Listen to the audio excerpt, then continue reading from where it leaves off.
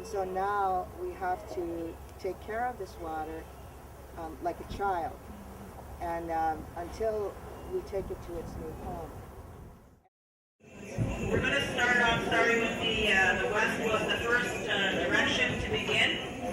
And so we're going to call on Sylvia Plain from Amjanong First Nation. She went to the west with our grandmother Josephine to begin the walk over there. And Josephine had designated her as the lead walker in the west. So Sylvia, if you come and share some words with us about the walk.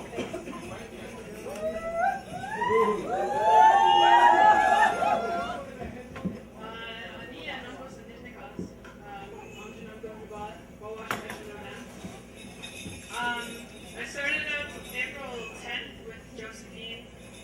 I was in the middle of my exam week when I kind of got the call to go to the walk, and so I called Donna. I said I want to go out to the walk, and so she asked me to commit to 3 weeks, and I finished school, so I went out right away. I finished, I wrote my last exam at 12, and I flew out, I think, at 3 o'clock. I took the bus and the train to meet Josephine in Olympia. I think, I don't know about the other walks were, but I think we walked through the most beautiful territory. We started out in the lush forest on the coast in the Squamish territory, and oh, here we go. We started in the Squamish territory, and we picked up that water from there, and we ended up walking over 2 mountains and through a desert, through the sweet hail, snow, sun on the other side of the mountains, and we got into the Blackfoot territory with springs. It was flatlands after we came out from the glacier park. So today we have a family from Washington that came to join us, and well, I guess I'm trying to paint a picture for you guys to let you know what the experience was like. I think one of the most humbling experiences for me was walking with Josephine, and I did a lot of observing when I was there, watching her. It made me very proud to be a Anishinaabe. There was no fear in her. She was always the first one up and always the last one to go to bed. There were times when we were walking up the mountain or narrow roads, and people would want to delegate about who would go or should we drive across it, and she would just leave. She would leave them behind and just go, and she would say, when we had some fear, she would say, well, what do you want me to do? I'll do it. Or don't dare me, I'll do it. And so people had a lot of, they got over their own fear by seeing her strength and having great faith in what she was doing, that the water would take care of her. And so I got to observe a lot of that. And I was thinking about it today, what I was saying when I was coming here, and I'm thinking about how she moved through the mountains and through the forest, and how she moved through the desert. And she moved like water, very swiftly, with no fear, and in leadership and guiding us. And she was just, it was amazing to see. I was sent out as a youth, and for me to carry on her work and to pass that down. Along the way, we met a lot of really amazing youth. There's 3 boys here right now that I mentioned from Washington, and these boys, they always got up and they always took care of the little boy, Josephine's staff.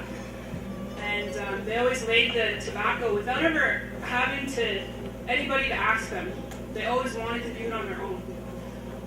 So it was amazing for me to go out there and see them.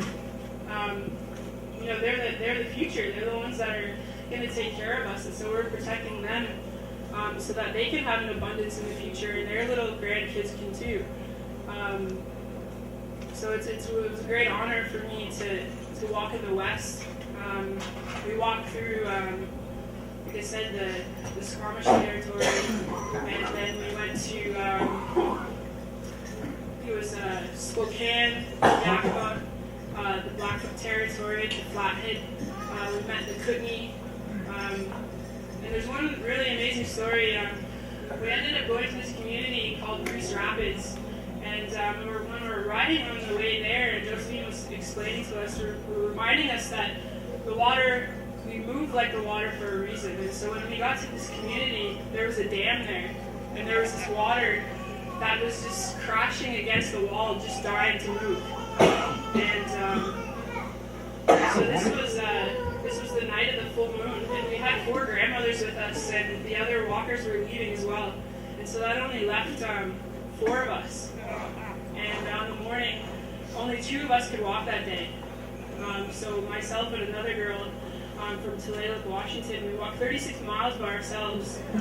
And we were wondering, we were walking at 10-minute intervals, and sometimes we had to double up just for mental stability. It was hard, not being in an area where you don't know where you are, you don't know where you're going, you don't know if anybody's going to be there.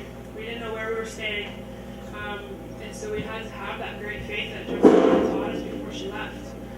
So that's what got us through the day. And so the next morning, we ended up walking again for a few hours, but we got word that some walkers were coming. So that gave us motivation to keep going. And this road that we were on, we weren't supposed to be on it. We ended up, somebody came along and gave us a county map, and we ended up going down a different road. It was a little bit shorter. And so that next morning, we were walking along, and it was warm out. It was a warm morning, and that water, it froze solid. And I still don't understand to this day. I mean, it's such a great spirit that came with us, but to be tired and not know if it's going to be there, and then this water, it gave us great hope and gave us extra energy in our body. And then about 5 miles up the road, we ended up finding a hawk bundle laid out on the side of the road. And so I called someone and I said, "What am I supposed to do with these hawk feathers?" And I was explained that the youth, the Buffalo Society here, they carry the hawk feathers. And we were instructed to give them out to the youth along the way. And so I began to ask myself, how would I know what youth to give these to, because little ones would come. And they stood out so strong. They stood up and spoke in front of everybody like I'm doing. They were only 6, 7, 8, 9, 10 years old, speaking their language and saying their prayers, and they were so humbled, and they didn't speak about themselves. They remembered to speak about everybody else. So it was very apparent who to give it to, and that was a representation of what we were doing. Josephine once explained that we used to travel in those waters when they were strong, when they were clean, that we used to have relations with other nations across Turtle Island. And so seeing these youth and seeing them speak, it lifted my heart, because it gives you motivation for whatever you're doing in your life, for what you love and what you give, to just look after the younger ones. And so when I see them, I'm thinking, we have such a strong and beautiful future. And so it was an honor for me to meet the youth and walk with them. And then when we got to Spokane, I guess we were at the Spokane Falls there, and their city was founded around there. And so we were greeted there by the Kalispel, the Coeur d'Alene, and the Spokane tribes. And they gifted us water from their natural springs that comes from the glaciers. And it's 20,000 years old. And so I've been carrying that with me ever since now.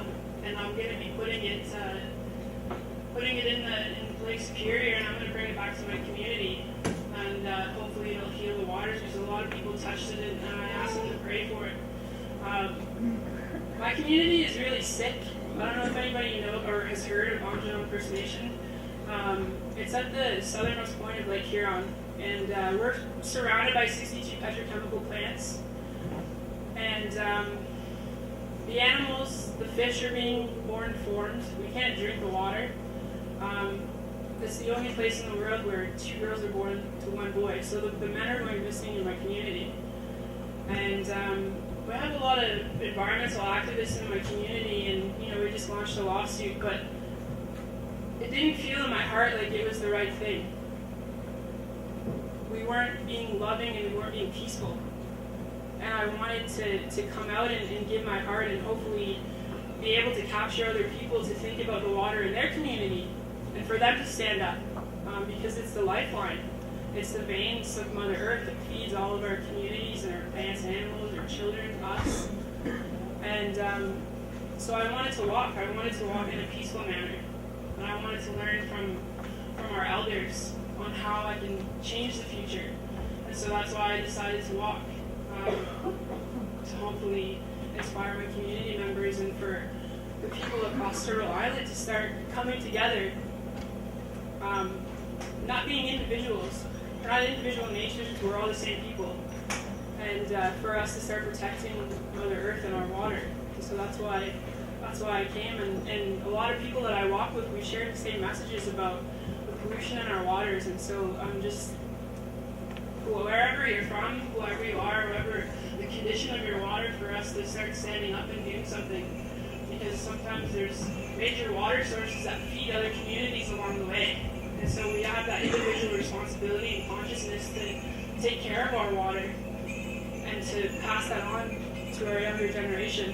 And so that's been my message along the way.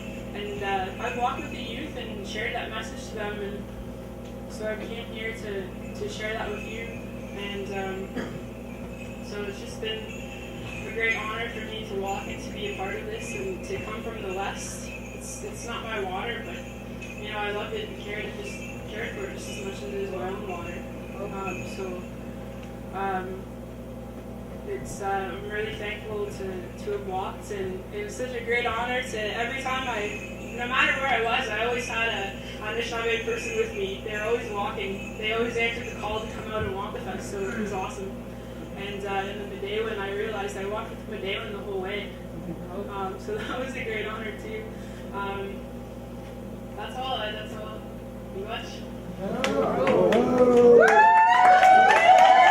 So powerful. It is so strong, so clean, so pure that when you first look at it and you see the majesty of that water, you want it to stay like that forever and ever and ever for the generations to come.